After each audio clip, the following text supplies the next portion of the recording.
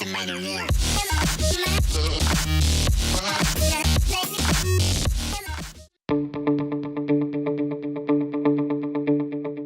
guys, Coach Gaglione here. We're getting ready for our first ever youth championships coming up in December. So we're going to have Faith here. She's a teenage lifter and she's going to demonstrate a proper squat. So in the SPF, there's no squat command. In a lot of federations there will be. So there'll be a head judge here, so you're going to get set whenever you're ready. She's going to get at her position. And she's going to settle the weight. Once you're completely settled, then you can start the squat. So she's going to settle it. And what I usually like to do, just as a lifter, I'll usually give the head judge a nod that I'm kind of ready and I'm stable. Because once you start initiating the squat, you must complete the rep. Once you start moving down and you start coming up, it's got to come up in one smooth motion. So she's going to make sure that the hip crease, okay, is going to be below the knee joint, which we'll show you a couple of good squats here. So she's going to come down and come up. Okay, and once the lift is complete, she's going to stabilize there. The head judge is going to instruct her to rack it. If she starts walking in before the rack command, it's going to be a no lift, and we're going to instruct her to rack it.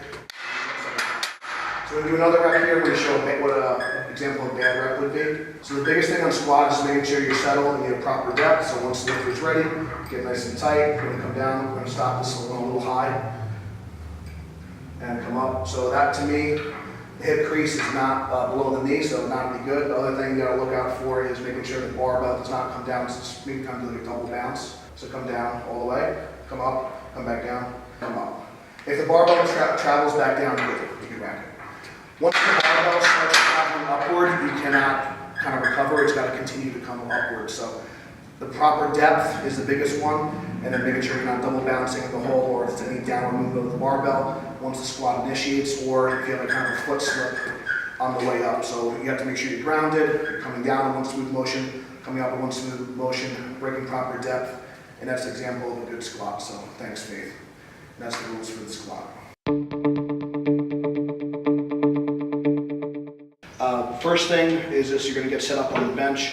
There is no start command, in a lot of other federations there are, but regardless, you still want to make sure you're set and stable. You don't want to take a soft handoff with the bar. So we're going to show what a good rep looks like first, and then we'll kind of go over the faults.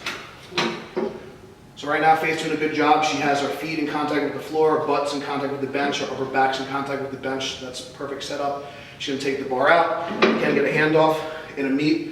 Once the person hands off, you got to step away so the head judge can see. There's going to be no start command, but she's going to let it settle, and she's going to bring it down when she's ready. So if you notice, she took the bar out with locked out arms. She's going to bring it down under control. And once the bar is motionless, she's going to get press command. So we're going to say press. She's going to stabilize at the top. She's not going to throw it back in the rack. And we're going to say rack and bring it in. So now we're going to just show a couple of the common faults. So the biggest one is missing the press command. So just touch and go, this one.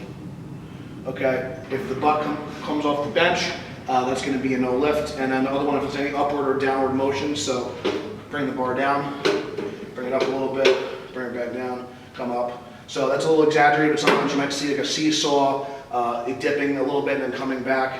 That's going to be a no lift. And then the last one is bring it down and just throw it back in the rack in one motion. She missed the rack command, so let's just go over a good bench one more time. So you got to make sure you hit all the commands. So we'll show a good bench one more time. She gets a handoff. I'm going to step away. She's going to bring it under control. Press, rack, and then help her back in. So those are the common problems with the bench press. The main thing is making sure you're establishing control. You're hitting all the commands. Wait for the command on the chest. Wait for the commands to the lockout. You want to show the head judge you have control of the weight, and make sure, just like with the squat and the deadlift, once the bar starts pressing upward, there can't be any downward movement of the bar. There's some seesawing things, uneven lockouts and things like that, and it kind of all falls under that downward movement of the bar. So make sure once you hear that press command, once you start pushing it up, you continue to push it up in a smooth pattern. And that's the bench press, and thanks for watching. Hey guys, Coach Gaglione here. It's our final lift of the day. We went through the squat, went through the bench press rules, so we're going to go over the deadlift rules now. We have Faith, one of the teenage lifters. She's going to be demonstrating proper deadlift, and we'll go over the rules for deadlift. This is the most simple lift, but there are some things you want to watch out for to make sure you don't get red lights. We'll make sure you get credit for the lift We got our teenage championships coming up in December. We want to make sure that you guys know all the rules and you're ready to go. So we're going to watch Faith. She's going to approach the bar. There's no start command in deadlift with any federation. But once she grabs the bar, and if the bar starts to move upward, it's going to count as an attempt. So make sure to do a practice pull, which is totally cool. And make sure that once the bar leaves the ground, it continues up in a straight line. So she's going to extend to right now. She's doing a great job. Her hips, knees, ankles, everything. Excuse me, her hips, knees, everything's extended, okay? Her knees are locked, her hips are locked out, and she's fully erect, so she's not kind of slouched. She's going to get a down signal from the head judge. If you notice, she did not let go of the bar until the weights touch the floor, okay? So a couple of things we want to watch out for. So once she lifts the weight up and stands up. So right now this is a good rep. If she lets go of the bar to let go of the top, that'd be a no repetition because she let go of the bar without the weights touching the floor. Okay? And you could just pick up one more time. The other thing to kind of look out for is you could stand up all the way, just kind of slouch a little bit for me, and bend your knees a little bit. So right here is not a full lockout. We want to extend the knees, extend the hips, so you can finish the rep. And that'd be a better rep. So again, we want to make sure we're fully erect and our knees are straight and our hips are locked out. The other thing to watch out for, which we're going to go through a couple of examples, is any downward movement of the bar. So you might see a hitch type motion or the knees locking out and rebending, okay, which would be a ramping type motion. So any type of downward movement of the bar, a hitch or a ramp, any of that type of thing. Also the bar moving the floor off a practice pull. Once you initiate the first motion, you have to finish the movement in one straight line. It's got to be a smooth pull. There can't be any downward motion once you initiate the start of the lift. That's the rules of the deadlift. Just a couple of quick things for rules. Again, there's all in the rule book, but I just want to kind of go over a couple of things. So Faith is helping us here. For the deadlift, the only lubricant you're allowed is the baby powder. It's going to help. You can put this on your thighs. It's going to help you lock out the weight. Just be courteous of whatever facility, whether it's our meet, which is the Teenage Championship, is in December. Chalk, so you can use for all three lifts, especially important for deadlifting to kind of help your hands. If you want to put a little chalk in your back for squatting, that's totally fine. Our pads are really high quality, so you don't need chalk for your back for the bench, but if you want to chalk up your hands before you bench, that's for your grip, that's totally fine.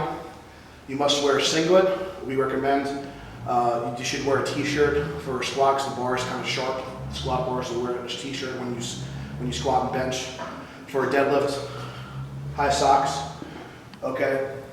It's going to help protect your shins. If there's any blood on the bar, the meet's going to have to stop. It's a sanitary health issue, so just make sure you're courteous to other lifters, wear the high socks.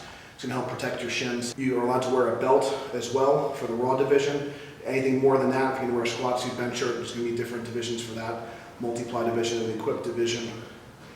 And you aren't allowed to wear gloves or lifting straps to attach to the deadlift. It's going to be just your hands lifting the weight. But wrist wraps are okay for bench, squat, and deadlift. Knee sleeves are fine. And then you can't wear any elbow sleeves for the bench as well. But if you want to wear elbow sleeves in the squat, that's totally fine. So these are some equipment things, some of the rules. If you have any questions about the rules for our meet, you can shoot me an email, gaglionestrength@gmail.com, or just check out the rule book for your federation to make sure you got everything squared away for the meet. Talk to you soon, guys, and thanks for watching.